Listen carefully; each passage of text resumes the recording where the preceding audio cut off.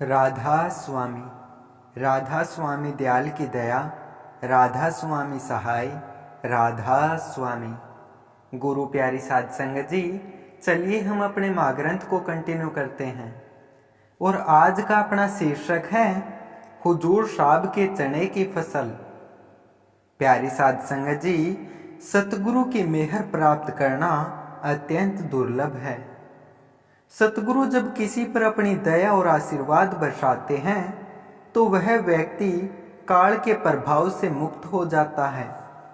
प्रकृति भी ऐसे भक्तों के अनुकूल होकर अपने नियमों को बदल देती है और अद्भुत चमत्कार दिखाती है ताकि उन भक्तों की गरिमा बनी रहे। परमात्मा ने प्रत्येक युग में अपने भक्तों की अविराम मान मर्यादा को सुरक्षित रखने हेतु अपने प्राकृतिक नियमों में अनूठे परिवर्तन किए हैं। जैसे कबीर साहब की प्रतिष्ठा की रक्षा के लिए परमात्मा ने दानशील सेठ का अवतार लिया और उनके यज्ञ व लंगर को सफल बनाया। इसी प्रकार जहां नरसिंह भक्त का मजाक उड़ाया जा रहा था, वहीं परमेश्वर ने हीरे और रत्नों की दिव्य वर्षा कर उन्हें देवतुल्य बना दिया। नामदेव जी के सुनहरे भजनों की मिठास को अमृत तुल्य बनाकर पंढरपुर के विठोबा ने अपना मुख उनकी ओर मोड़ लिया। और इसी तरह परमात्मा ने धन्ना भक्त की अखंड प्रतिष्ठा को बनाए रखने के लिए तुम्बे के खेत से जवार उपजाने का चमत्कार दिखाया।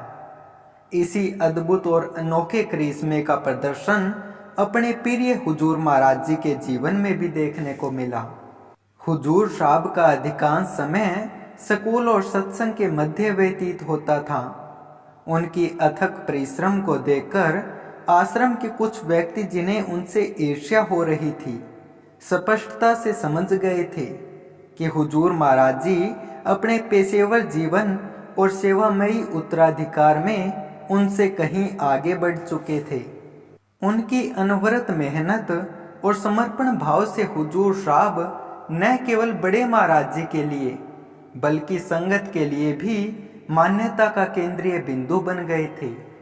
वे अपना पूरा समय किसी भी तरह से हुजूर साहब को निमन या उन्हें असफल दिखाने में व्यतीत करते थे, क्योंकि वे जानते थे कि समर्पण, निष्ठा और सेवा में हुजूर साहब का सामना करना कठिन होगा। जब उन्हें लगा कि हुजूर साहब के सेवा कार्य में कोई दोष नहीं है, तब उन्होंने खेती बाड़ी को ही ऐसा क्षेत्र मान लिया जहां पर हुजूर साहब का तिरस्कार किया जा सके। आश्रम में वास करने वाले अधिकांश सेवादार खेती में व्यस्त रहते थे। हुजूर साहब के पास भी गांव में 2 एकड़ जमीन थी, जिसमें वे अक्सर समय नहीं दे पाते थे, लेकिन वे जब भी समय मिलता किसी भी उपयुक्त फसल का बीज बो देते थे। घर में बच्चे छोटे थे और हुजूर साहब आमतौर पर अपना पूरा समय स्कूल और आश्रम में बिताते थे, इसलिए वे केवल छुट्टी के दिनों में खेती कर पाते थे। एक बार हुजूर साहब ने अपने खेतों में आसपास के अन्य जमींदारों की भांति चना बोया। जब चने की फसल पकने का समय आया तो बड़े महाराज जी ने आश्रम के कुछ सेवादारों को निर्देश दिया कि वे हुजूर साहब के साथ मिलकर उनके खेतों से चने की फसल को संग्रहित करें और आश्रम में लाई। बड़े महाराज जी अच्छी तरह से समझते थे कि हुजूर साहब अकेले पूरी फसल को प्रशासित नहीं कर पाएंगे और उन्हें अक्सर श्रमिकों को मजदूरी देनी पड़ती थी। इसलिए उन्होंने यह निर्णय लिया कि हुजूर साहब के चने की फसल को आश्रम की फसल के साथ एक ही मशीन में निकाला जाए, जिससे हुजूर साहब की मदद और आर्थिक बचत भी हो जाएगी। जब आश्रम के सेवादार हुजूर साहब के खेतों पर पहुंचे, उन्होंने देखा कि उनके चने की फसल अत्यंत संकीर्ण है। सामान्यतः चने के पौधे कद में अधिक ऊंचे नहीं होते, परंतु हुजूर साहब के खेत में वे पौधे सामान्य से भी अधिक छोटे दिखाई दे रहे थे। वे चने के पौधे कम और घास के गुच्छे ज्यादा लग रहे थे। सेवादारों ने उनकी विषम फसल को देखकर मजेदार टिप्पणियां की और उनकी मुस्कान थमी नहीं। उन्होंने थोड़ी ही देर में पूरे 2 एकड़ की फसल को संग्रहित किया और उसे आश्रम लाकर आंगन में सूखने के लिए फैला दिया। आश्रम के आंगन में एक और तो आश्रम के खेतों से आई समृद्ध हरे भरे चने की पौध की भरपूर फसल सिरमोहित कर रही थी, वहीं दूसरी ओर हुजूर साहब के खेतों से आया अत्यंत छोटा घास के समान दिखने वाला चने का ढेर सूख रहा था। इस दृश्य को देखकर सभी ने हुजूर साहब की खेती पर मजाक भरी टिप्पणियां शुरू कर दी। फसल को निकालने वाली किराए की मशीन को आश्रम में आने में अभी 3-4 दिन शेष थे और इस अवधि में सभी हुजूर साहब के साथ मिलकर हास्य रस का आनंद लेते हुए उनसे हंसी मजाक भरे प्रश्न करते थे। मास्टर जी, इस वर्ष आपकी चने की पैदावार लगभग कितनी होगी? हुजूर साहब उस समय भी बहुत ही खुश मिजाज और प्रसन्नचित्त व्यक्ति थे। उन्होंने इस तरह के मजाक को हंसी में उड़ा दिया और स्वीकारता पूर्वक उन सेवादारों को जवाब दिया, भाई इस बार तो फसल अच्छी होगी।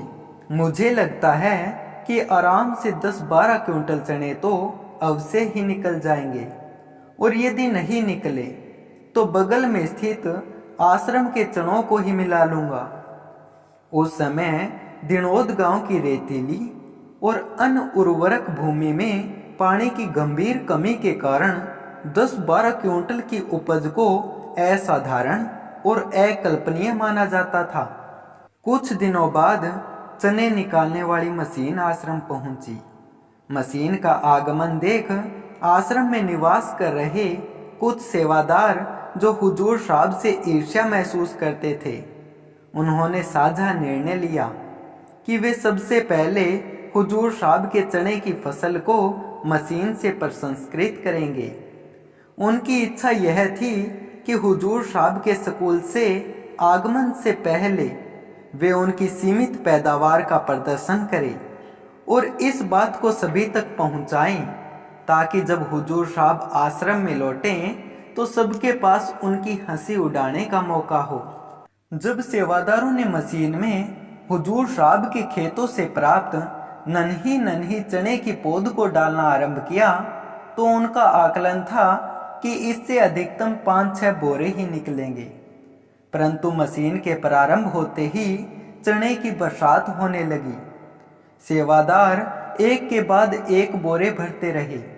जब 7-8 बोरे चने से भर गए और अधिकांश फसल अब भी बची हुई थी तो उन सेवादारों के मुंह पर हैरानी छा गई। इस प्रदर्शन को देखते हुए उन्हें यह चमत्कारिक लग रहा था, क्योंकि घास के तुल्य ऐसे अल्प पौधों से इतनी अधिक उपज आ रही थी। अचंभित होकर उन सेवादारों ने फिर से हुजूर साहब के चने की पौध पर गहन नजर डाली। उन्होंने पाया कि प्रत्येक नन्हा पौधा चने की फलियों से लदा हुआ था, जिसमें पत्तियां कम और फलियां अधिक थी। धीरे धीरे मशीन ने लगभग 12 बोरे चने भर दिए और यह मात्रा उचित खेती की उपज के बराबर थी। वही सेवादार जो बेसब्री से इस घड़ी की प्रतीक्षा कर रहे थे, अब अपने आप को जाल में फंसा हुआ महसूस कर रहे थे। जिस बात को उन्होंने उपहास का पात्र बनाने का ठाना था, उसी से वे अब दूर भागने की तलाश में थे। हुजूर साहब के आश्रम में उनकी वापसी से पहले ही शर्मिंदगी महसूस करते हुए उन्होंने यह उचित समझा कि वे जल्दी से वहां से निकल जाए ताकि उन्हें हुजूर साहब से साक्षात्कार न करना पड़े। जब हुजूर साहब अपनी ड्यूटी से वापस लौटे तो उनके शुभ चिंतकों ने उनके उस अद्भुत चनों की पैदावार का वर्णन सुनाया। ऐसे अप्रत्याशित उत्पादन को देखकर वे स्वयं विस्मित रह गए। उन्होंने अपनी अद्भुत उपज को देखते हुए विस्मित होकर कहा, कि वे मजाक में भी नहीं सोच सकते थे कि उनकी पैदावार 12 क्विंटल होगी। वह घटना उनके लिए प्राकृतिक चमत्कार से कम नहीं थी। आज भी वे उस अनोखी घटना को सतगुरु की अपार कृपा के रूप में मानते हैं, जिसके माध्यम से वह प्रसंग जो उनके मजाक का कारण बन सकता था, सतगुरु की अनुकंपा से उनकी प्रशंसा में परिवर्तित हो गया। प्यारी साध संगत जी, आश्रम में वास करने वालों के अलावा अब गांव के बाहरी लोग भी जिन्होंने हुजूर साहब की अद्भुत फसल की चर्चा सुनी, उन्होंने उनकी जमकर प्रशंसा की। उन्होंने आश्चर्यचकित होकर कहा, मास्टर ने असाधारण पैदावार प्राप्त की है, जबकि वे खेत की ओर ध्यान ही नहीं देते थे और अपना पूरा समय सेवा और स्कूल में व्यतीत करते थे।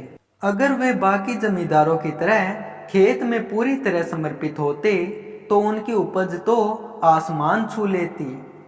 प्यारी साध संगत जी, कल फिर यहीं से हम अपने माँ ग्रंथ को कंटिन्यू करेंगे। तब तक आप सभी को प्यार भरी राधा स्वामी जी।